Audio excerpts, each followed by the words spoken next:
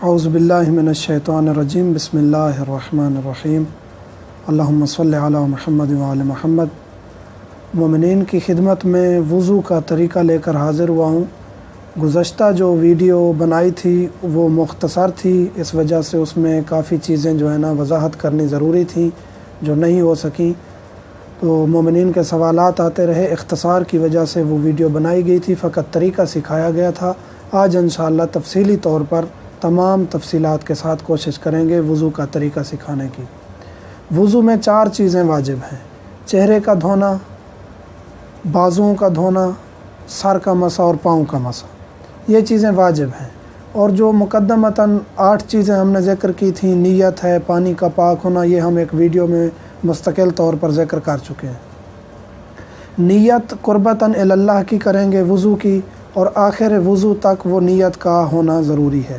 یہ شرائط وضو میں سے ہے، واجبات وضو جو 4 چیزیں ہیں جو ذکر کر چکا ہوں۔ اب وضو دیکھتے ہیں کس طرح کرنا ہے۔ چہرے کو دھونا ہے بالوں کی ابتدا سے لے کر تھوڑی سمیت۔ اب بعض شخص ایسے ہوتے ہیں جن کے بال نہیں ہیں، تو متعارف مقدار جو ہے مثلاً کہ جہاں اس کو پتہ ہے کہ یہاں سے بال اگے تھے وہیں سے دھونا ہے، یعنی کہ بال اب گر گئے ہیں تو جہاں سے بھی بال ہیں وہاں سے دھونا ضروری نہیں ہے۔ متعارف مقدار جہاں سے اس کو پتہ ہے کہ یہاں سے میرے بال گرے تھے، احتیاطاً تھوڑا سا اس مقدار کو اوپر سے شامل کر کے دھونا ہے۔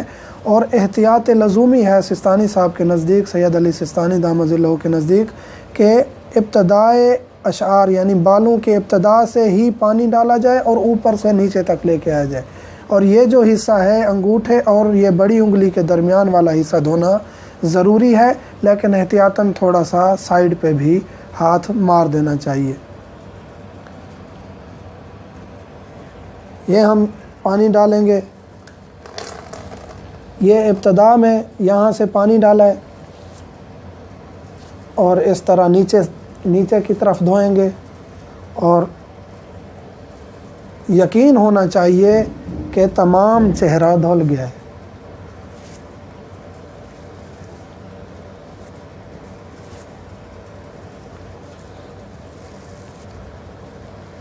پانی جتنی دفعہ بھی ڈالیں، لیکن وضو کی نیت سے ایک دفعہ ہی پانی ڈالیں گے۔ ایک دفعہ پانی ڈالیں گے، دوسری دفعہ ڈال سکتے ہیں، لیکن تیسری دفعہ اگر چہرے کو وضو کی نیت سے دھوئیں گے تو وضو باطل ہو جائے گا۔ اس کے بعد اس طرح لیفٹ ہینڈ میں، بائیں ہاتھ میں پانی لیں گے اور کوہنی پر ڈالیں گے، کوہنی سمیت دھونا ہے۔ اسی طرح یقین ہو جانا چاہیے کہ تمام بازو دھل گیا ہے۔ انگوٹھیاں ہیں تو ان کو ہلا لیں، بہتر ہے اتار لیں، نہیں تو ہلا لیں تاکہ ان کے نیچے سے پانی پہنچ جائے۔ یہ دھل گیا۔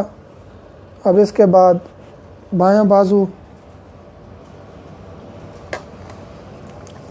ایسے پانی ڈالیں گے اور اس کو دھو لیں گے۔